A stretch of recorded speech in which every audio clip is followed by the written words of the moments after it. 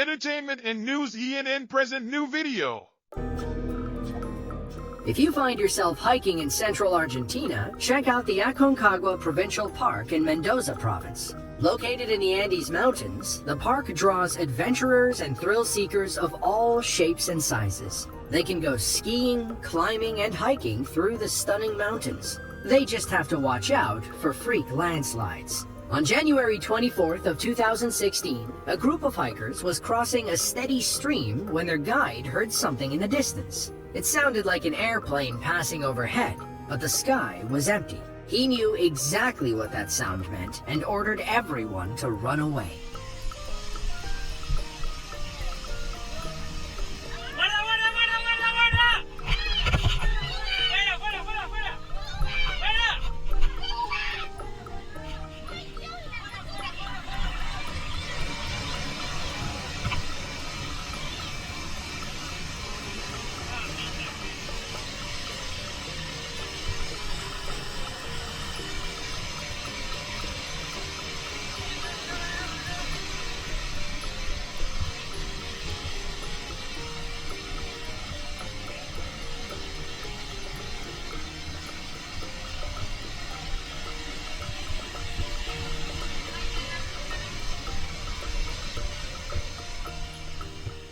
Pay attention to the man in the white shirt. His name is Julian Insaurralde. He works as a guide for Aconcagua Provincial Park. As he's helping a woman cross the stream, he looks behind him and then overhead. He's looking for an airplane. That's because incoming rock slides and avalanches sound like a plane passing overhead. When he didn't see one, he knew something terrible was about to happen. The group stood there for several more minutes, waiting for a safe opportunity. The landslide eventually ended, and Julian and his team helped everyone across. One thing's for sure, these people will never see planes the same way again.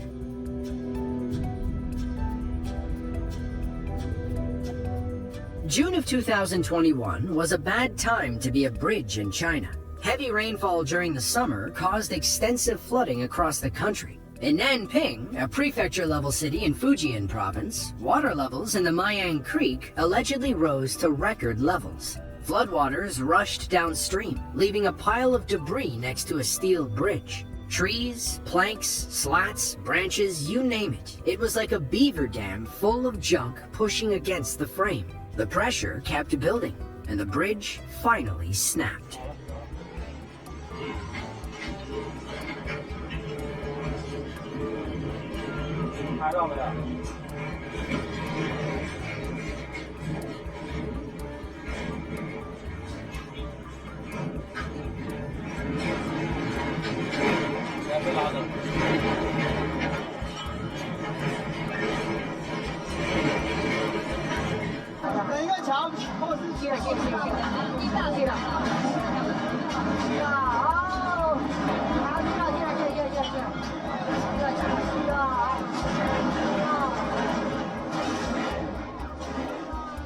The near 500-foot bridge had just gone up in 2017. It wasn't even 4 years old when the flood washed it away. On the bright side, nobody tried to cross when the foundation failed.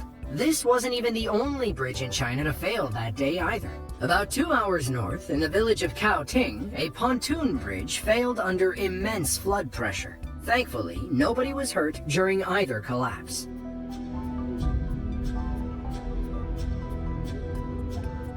Mount Stromboli is one of 4 active volcanoes in Italy. It occupies its own island in the Tyrrhenian Sea off the north coast of Sicily.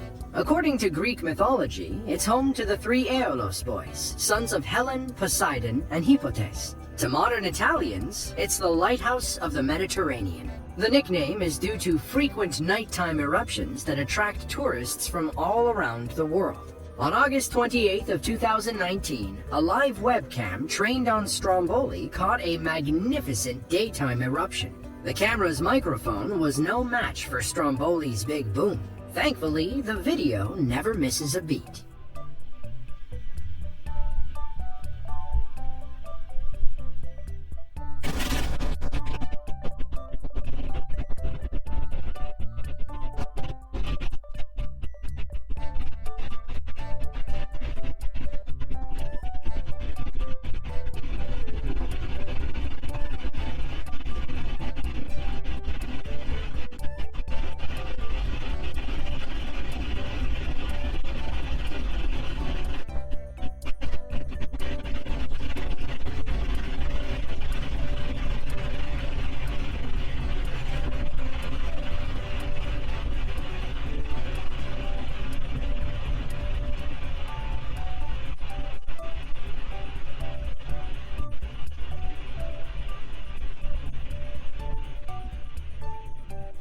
During the tourist season, Stromboli usually experiences mild explosive activity. However, in the summer of 2019, the volcano had one of the most violent eruptive episodes in the last century. Two huge eruptions, one on July 3rd and the other on August 28th, caused volcanologists to pay close attention. They were worried about two island villages only a few miles from the active crater. Out of season, the villages have less than 500 residents and visitors. During the summer, that number shoots up to 5,000. Stromboli usually puts on a safe show, but you can never be too careful with active volcanoes.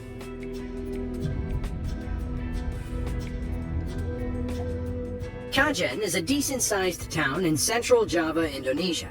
It's home to about 73,000 people, and it's known for its tropical rainforest-like climate. Like the rest of Southeast Asia, they're highly susceptible to heavy rainstorms and powerful winds off the Java Sea and Indian Ocean. On November 6th of 2022, a local security guard named Bang Royce stood at his post as one of those powerful storms rolled through. He worked for Bank Jateng. His job was to ensure the bank's safety against would-be robbers. There was nothing he could do about the mighty wind and relentless rain.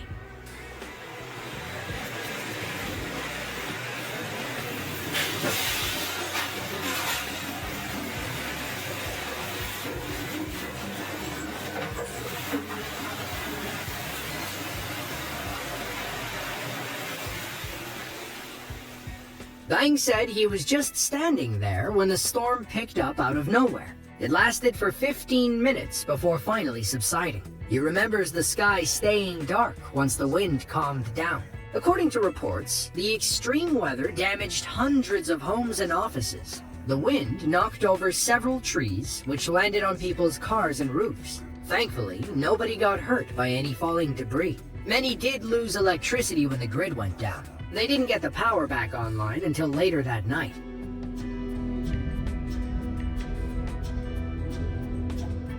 Sailanhut is a small city in Inner Mongolia, China.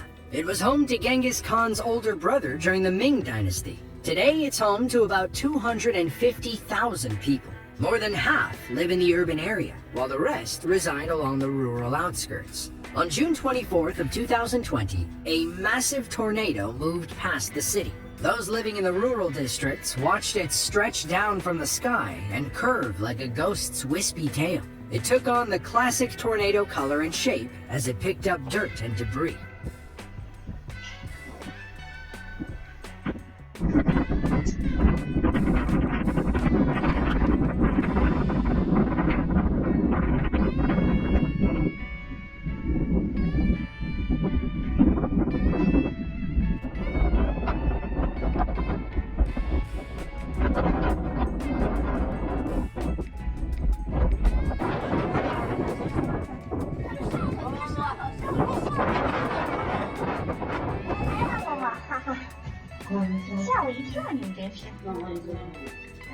Look at how the tornado changes color and shape about halfway down. It can only pull dust so far up the column. From what we can find, the tornado didn't cause any injuries or much damage. It looks like it moved across the countryside and eventually petered out sometime later.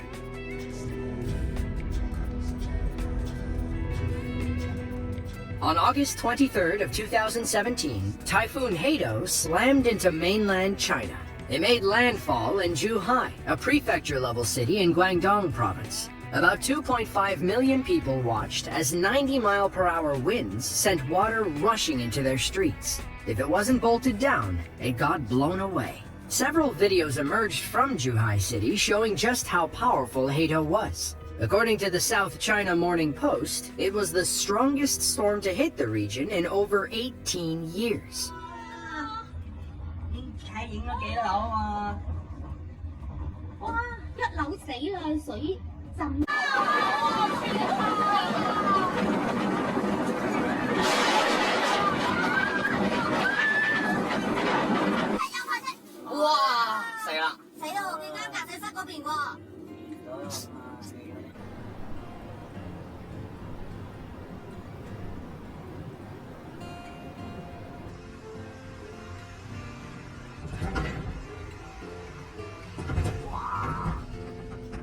Zhuhai is a stone's throw away from Hong Kong. Both cities experienced severe damage thanks to Typhoon Hato. Hundreds of flights were canceled, cars were up to their roofs in water, and low-lying areas were totally flooded. Skyscrapers usually light up the night sky in both cities. After Hato passed, though, everything went dark. At its peak, Typhoon Hato slammed into China with wind speeds topping 115 miles per hour. Several cranes blew off the sides of skyscrapers. As we see in the footage, it was enough to tip 18-wheelers like Tonka trucks. Once the storm subsided, people used canoes to navigate the flooded streets. In total, the storm caused about $6.4 billion worth of damage across southern China.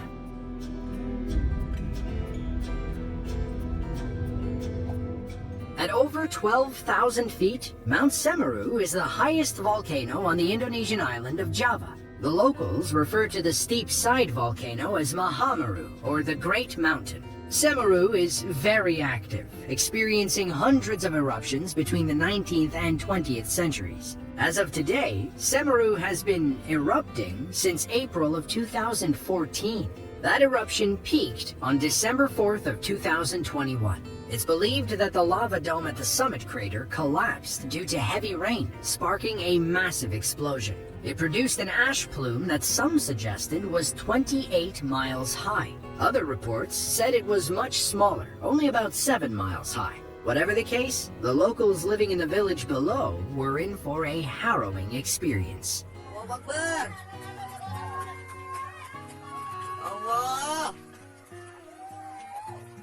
Astagfirullah! Allah, Allah, ya Allah. Lava ơi!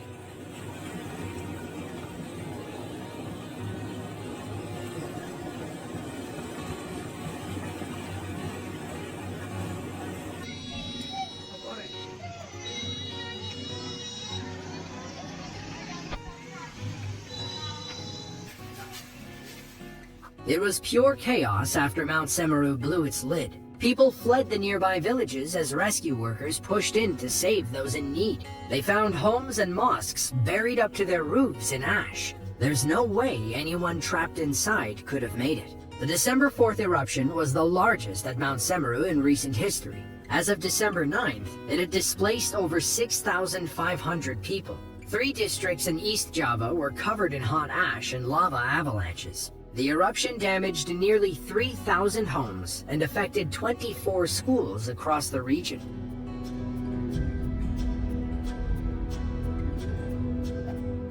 Lufeng is a coastal city in China, east of Hong Kong. It sits on the banks of the South China Sea, making them vulnerable to typhoons during the stormy season. On July 9th of 2015, the 10th named storm of the summer season slammed into coastal China.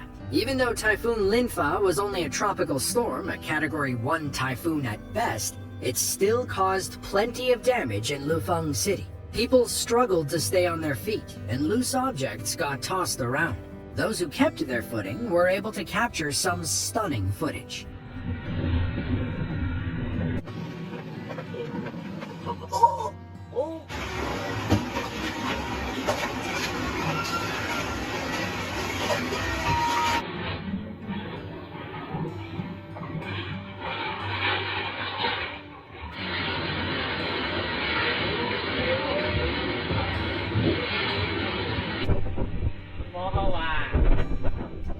At least some of the locals were in good spirits. We can't imagine what we'd do if we saw our shower draining bubble up like that. Fish swam through cracks in the sidewalk. One guy got a kick out of some plastic stools blowing away. Wind speeds topped 106 miles per hour when Linfa made landfall. It also dropped about 10.6 inches of rain across southern China. Nearly 400,000 people were without power and 56,000 others were displaced. Hundreds of homes collapsed and the damage toll reached about $213 million.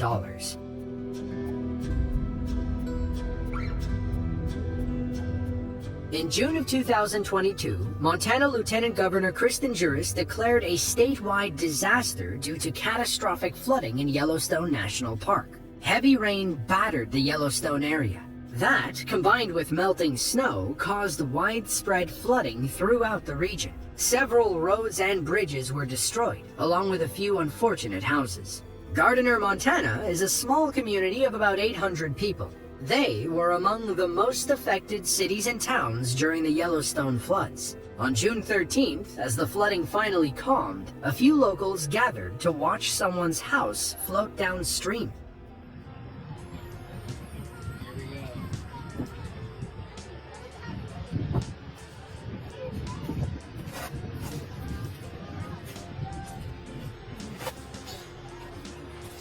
Gotta hit that top. It's gonna hit that bridge.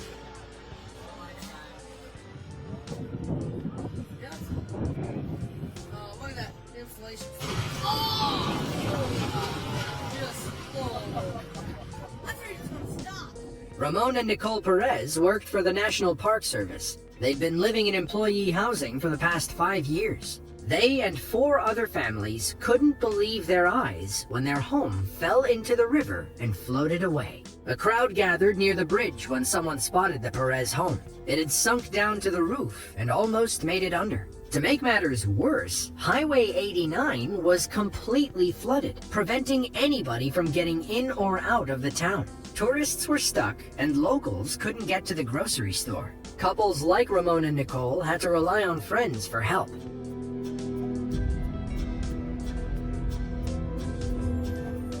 Camarines Norte is a province on Luzon, the largest island in the Philippines. It sits on the banks of the Philippine Sea, leaving them and the rest of the country exposed to powerful typhoons. On November 11th of 2020, the 10th storm that year wreaked havoc across the country. Typhoon Vamco made landfall around midnight as a Category 2 storm. Locals across Camarines Norte took shelter as 80-mile-per-hour winds whipped through their neighborhoods. One family decided to record the storm as it ripped apart the power lines outside.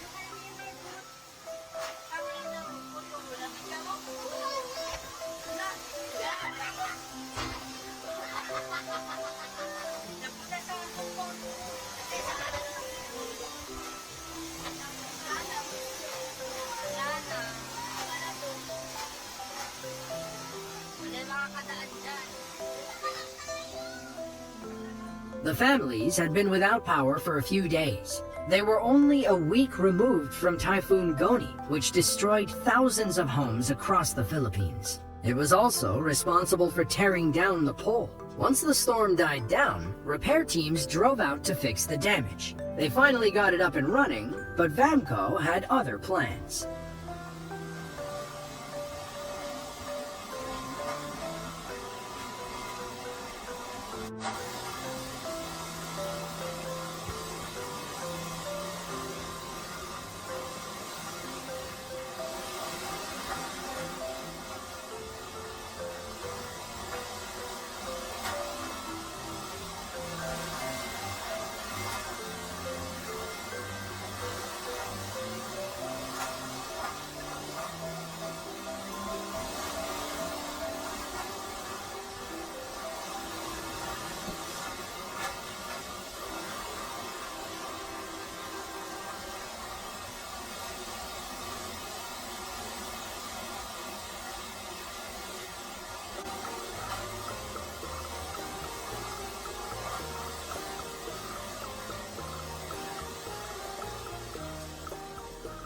By midday on November 12th, hundreds of thousands of families throughout the city were left without power or internet. Many were stuck in their homes and unable to get food or supplies. In the end, Typhoons Vamco and Goni caused hundreds of millions of dollars in damage. They were among the costliest in Philippine history.